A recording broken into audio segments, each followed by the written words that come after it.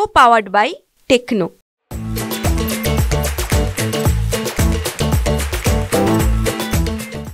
मनोज जरंगे यांचं आंतरवाली सराटी इथं आंदोलन सुरू आहे, तर लक्ष्मण हाके आणि नवनाथ वाघमारे यांचं वाडीगुद्री या ठिकाणी आंदोलन सुरू आहे। यांच्या आंदोलनाच्या अगदी समोरच रात्री या ठिकाणी ओबीसी कार्यकर्ते, मराठा कार्यकर्त्यांची घोषणाबाजी सुद्धा झालेली आहे। ज्या ठिकाणी घोषणाबाजी झाली अगदी त्याच ठिकाणी या दोघांचंही या ठिकाणी उपोषण सुरू आहे। आपण दोघांशीही बोलणार आहोत। वाघमारे सर, काय सांगाल तुम्ही? रात्री कार्यकर्त्यांमध्ये वादावादी झाली, घोषणाबाजी सुद्धा झाली, काय कारण होतं? काही नाही, बाहेरून काही कार्यकर्ते आलेले होते, दोन्हीकडचे बी, आपल्या बाजूचे आणि बी जरांगे यांच्या बाजूचे बी। परंतु ते जरांगे यांच्या बाजूच्या कार्यकर्त्यांनी घोषणा दिल्या, यांनी बी दिल्या। तर आम्ही दोघे इथं झोपलेलो आहोत, परंतु कार्यकर्त्यांच्या भावना असतात। मग इथल्या काही स्थानिक आपल्या ज्येष्ठ मंडळीनं मग त्यांना शांत केलं।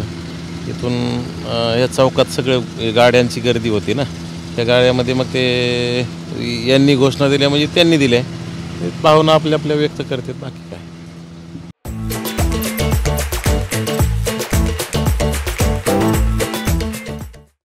पण परिस्थिती चिघळायला लागली आहे, परिस्थिती नियंत्रणाच्या बाहेर जायला लागली आहे। नाही, असं काही नाही, परिस्थिती चिघळायला कशी आहे ना, प्रशासन आहे, प्रशासनाचं सगळं बंदोबस्त आहे, बंदोबस्त व्यवस्थित असलं तर सगळं व्यवस्थित होईल। आता हे त्यांनी रात्री कमी जास्त असेल, परंतु आज पुन्हा बंदोबस्त वाढवतील ते। आणि घोषणा दिल्या म्हणजे चिघळलं असं काही नाही ना, घोषणा देण्याचा अधिकार आहे दोघांना बी। बाकी दुसरं काही विपरीत झाल्यावर आपण त्याला चिघळं म्हणू शकतो, परंतु घोषणा देण्याचा अधिकार सर्वांना आहे, आपापल्या घोषणा देऊ शकतात। त्यांनी दिले ते, आता त्यांच्या भावना त्यांनी व्यक्त केल्या, बाकी काही नाही, फक्त घोषणावरच ते झालं। आणि तितक्यात प्रसारमाध्यमांनी कुणीतरी घेऊन ते प्रसारित बी झालं। पण मनोज जरंगे म्हणतात की माझं 1 वर्ष झालं उपोषण सुरू आहे, आम्ही कुणाला सुद्धा अडवलं नाही, मात्र आता आमच्या गाड्या अडवत आहेत।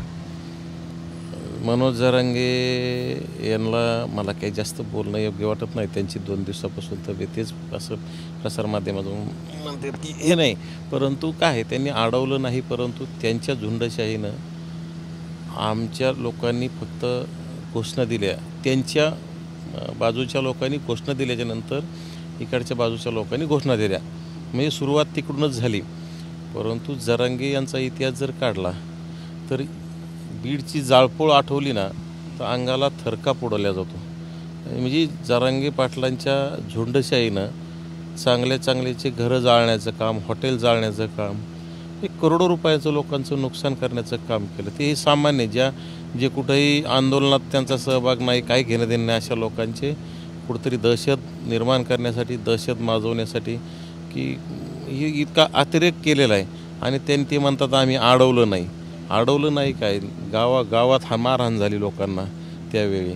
एखाद्याने जर ओबीसीचं एखादी काही लेख लिहिला, ओबीसीच्या बाबतीत एखादी पोस्ट टाकली, तर अशा लोकांना गावागावात गरीब ओबीसींना मारहाण झालेली आहे। ज्या इकडं माजलगाव तालुक्यात गंगामासला गावामध्ये नावी समाजाची दुकानं फोडून जाळण्यात आले।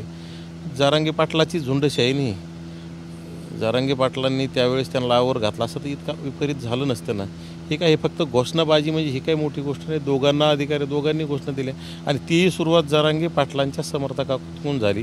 काहीतरी ते पिकअप वगैरे वाहनातून खाली बसून वरती बसून येणारे लोक होते, त्यांनी घोषणा दिल्या। मग घोषणा दिल्यानंतर खाली इथं ओबीसींचे कार्यकर्ते होते, मग हे कसे थांबतील, त्यांनी दिल्या घोषणा, अशी परिस्थिती। याच्यामध्ये दोघांनाही म्हणजे शांततेनं घ्यावं लागेल।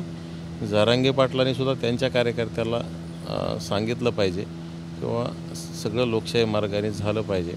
आमचे कार्यकर्ते तर आम्हीच लोकशाही मार्गाने आंदोलन करणारे कार्यकर्ते आहोत। अद्याप आजपर्यंत आम्ही कुठंही म्हणजे असं विपरीत काही घडलं असं आम्ही होऊन दिलं नाही आजपर्यंत आणि होऊही देणार नाहीत। परंतु जरांगे पाटलांनी त्यांच्या कार्यकर्त्याला थोडा लगाम, झुंडशाहीला लगाम घातला पाहिजे। आणि जी जाळपोळ करणारे कार्यकर्ते होते त्यापैकीच काही मूर्खी त्यामधले ह्या झुंडशाहीमध्ये घोषणा देण्यात काल त्यापैकीच असल्याचा आम्हाला संशय आहे। म्हणजे इथे येऊन कुठेतरी आमच्या आंदोलनापाशी येऊन दहशत निर्माण करायची, म्हणजे घोषणा द्यायचं कारणच नव्हतं ना। त्यांनी दिल्यानंतर इथं पोरं नवीन तरुणाई ऐकत नसते, तरुणाईने घोषणा दिल्या, बाकी एवढाच विषय झाला, बाकी काही नाही। तर होते नवनाथ वाघमारे हे म्हणतात की जरंगे पाटलांनी झुंडशाहीला आवर घालावी. लक्ष्मण हाके सुद्धा या ठिकाणी आहेत.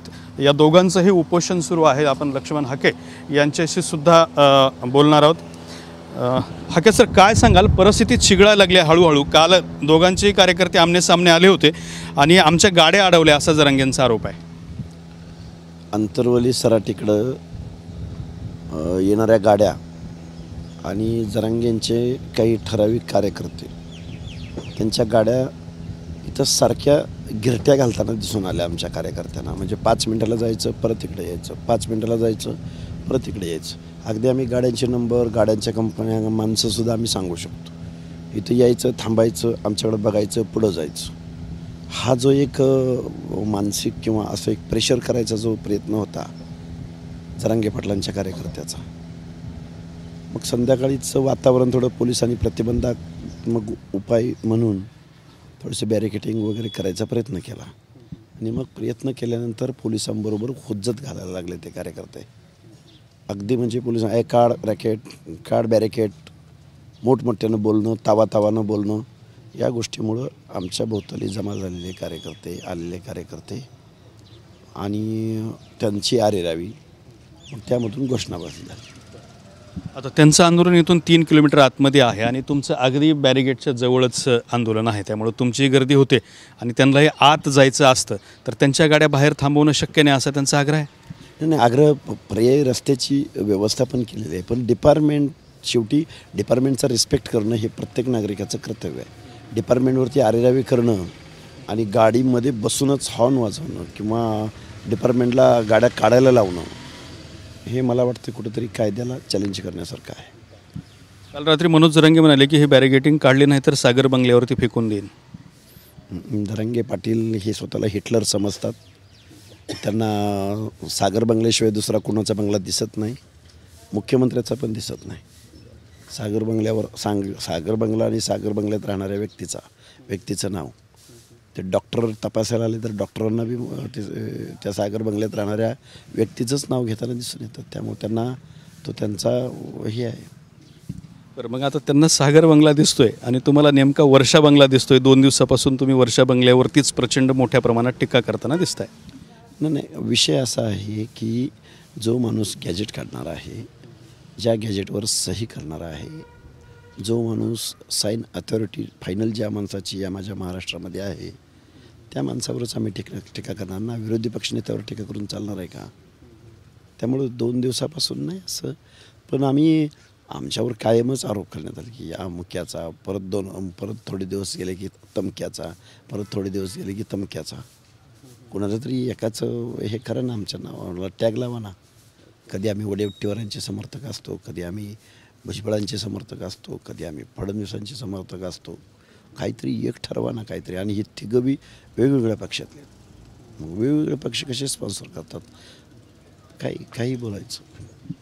मनोज जरांगे यांनी अन्न पाणी सोडून उपोषण केलं. त्याला आता 5 दिवस झालेले आहेत. त्यांची प्रकृती चिंताजनक बनलेली आहे. त्याबद्दल काय वाटतं तुम्हाला? नाही, प्रकृती सांभाळणं किंवा त्यांच्या प्रकृतीला काही होऊ नये अशीच आमची भावना आहे.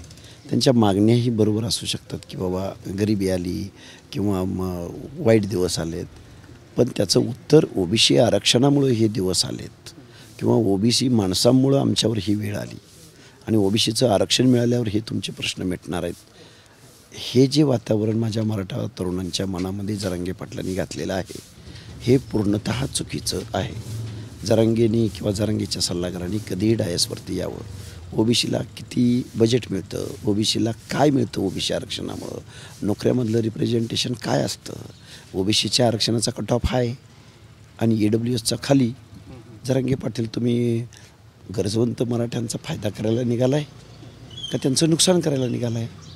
आता मराठा तरुण मला कॉल करतात, MPSC करणारे, नोकऱ्यांना सामोरं जाणारे, ॲडमिशन प्रोसेसमध्ये मराठा तरुणांचं नुकसान होतं आहे. मग जरांगेनं मराठा तरुणांचं नुकसान करायचं आहे का फायदा करायचा आहे याचं उत्तर कधीतरी त्यांनी महाराष्ट्राला द्यावं ना. आपल्या हट्टवादी भूमिकेमुळं त्यांनी काय मराठा हे बघा, एक कम्युनिटी, एकच रिझर्वेशन एका कम्युनिटीला मिळू शकतं. ते EWSमध्ये पण आहेत, मराठा बांधवांचं दुर्दैव बघा. ते EWSमध्ये पण आहेत, ते कुणबी नोंदीद्वारे OBCमध्ये पण येऊ पाहत आहेत, SCBCमध्ये पण आहेत. काहीतरी ठरवा ना, एक धोरण ठरवा. अशा होण्यानं मला वाटते मराठा समाजाचं आतूनात प्रचंड नुकसान होणार आहे. जे लिगल आहे, ज्याला लिगल ॲस्पेक्ट आहे, जे कायदेशीर तंतोतंत बसणार आहे, त्या गोष्टीचा आग्रह धरावा ना जरांगे पाटलांनी. नको त्या गोष्टीचा हट्टास करू नये. OBC हे सामाजिक मागासवर्गीयांचं आरक्षण आहे. आरक्षण म्हणजे रिप्रेझेंटेशन आहे, प्रतिनिधित्व आहे त्या समूहाचं. रिझर्वेशन म्हणजे गरिबी आल्या आणि मग असं नाही आहे ते, आणि ते संविधानाला अपेक्षित नाही आहे. त्यामुळे जरांगे पाटलांनी द्रविडी प्राणायाम करू नये, स्वतःच्या शरीराचं हाल करून घेऊ नये. हात जोडून कळकळीची विनंती. तर हे होते लक्ष्मण हाके आणि नवनाथ वाघमारे यांनी आपली प्रतिक्रिया दिलेली आहे. जरांगे पाटील हिटलर आहेत असं लक्ष्मण हाके यांचं म्हणणं आहे, तर जरांगे पाटलांनी झुंडशाहीला आवर घालावा असं नवनाथ वाघमारे यांचं म्हणणं आहे. कॅमेरामॅन हर्षल निकमसोबत Datta Kanawade, TV9 Marathi, Wadigodri. Co powered bye techno.